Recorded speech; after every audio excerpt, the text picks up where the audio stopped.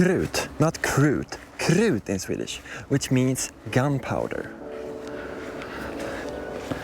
Hello and welcome, my name is Victor and today I'm holding in my hands KASTAPLAST latest distance drivers. So today I'm going to show you guys how the disc flies and also going to talk about how it feels in hand. And the disc is called Krut. We're going to start to talk about the plastic and how the disc feels in the hand. And if you saw my review about the Steed that was released a couple of weeks ago from KASTAPLAST, you know that I love the K1 line plastic. The K1 line plastic is one of my favorite plastic, and it's like a medium feel to it when it's quite hot today, so not super soft and not super hard, somewhere in the middle. Really nice grip to it. I just love the feel of the K1 line plastic. If you haven't tried out the KASTAPLAST K1 line plastic, I really think you should do. They are fantastic. And the mint green color, just love this color of discs. But KASTAPLAST only released the mint green color when they release a new disc. So the only time you can get the mint green color from KASTAPLAST is when they have released a disc for the first time. And that's why this color is such a collector's edition color to have on KASTAPLAST discs. Yes. How the disc feels in the hand? I have quite big hands, so the rim is no problem for me. I don't think the rim is going to be a problem for a lot of players if you have super small hands. But for a lot of players, the rim is going to be no problem at all. Let's get over to the flight numbers. So the flight numbers on Krut are 12 in speed, 4 in glide, 0 in turn and 4 in fade. So just from the flight numbers, this feels like looks like a really overstable distance driver. But was it that overstable? Let's see it when we show you all the different shots. I'm going to start with hyzer. Just before I show you all the different shots, I just want to let you know that for on a flat surface today, I was on a soccer field. I had a tiny bit of a headwind, just to let you know. So now, the hyzer angle. The Krut on hyzer angle, and already here I don't really know if the Krut deserves 4 in fade. Because one of the hyzer shot I tried to push it forward on the hyzer shot, but on that shot it really flipped up to like a baby hyzer, pushed forward and glided with the fade. I really thought it was going to be more like a meat hook and really take the disc almost directly to the left. But they flipped up quite a bit, pushed forward and faded at the end. I tried to do another shot when I put the disc on even more hyzer, put it out to the right and try to land on the middle soccer field.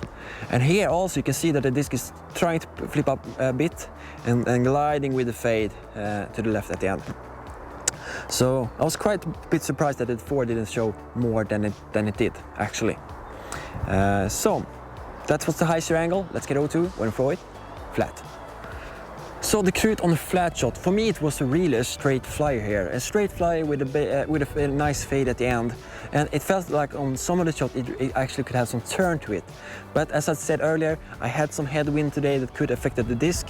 But on some of the occasions when I picked up the disc, I threw the disc back to where I was throwing from the start. And it was really a straight flyer, even with a tailwind. Not super overstable, as I said earlier. So for me, a straight flyer on the flat shot and even can have some turn to it in the headwind. Yes, so that was it for the flat shot. Let's get over to win for it on a anhyzer. So the Krut on the anhyzer angle, what can I say? Once again, I don't really think the 4 in fade shows here. I put on it on an anhyzer angle and it's slowly fighting its way out of that anhyzer angle. And sometimes it even landed flat. The wind might have affected the disc here, but still, I thought with disc with a 4 in fade, I think the fade should really show a bit more. But that doesn't mean I don't like this disc. We're going to talk about that more in the summary. But let's get over to when we throw it on a forehand. So the Krut on the forehand shot, what can I say? For me, I'm not a big forehand thrower, as I always say when I show you guys my forehand, but for me it was really straight when I threw it flat and had a baby fade at the end.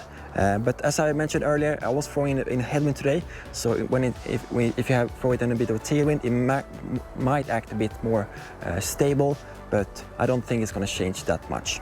But for me, really straight flight with a baby fade at the end, really nicely. That was all the different shots, so let's summarize the Krut.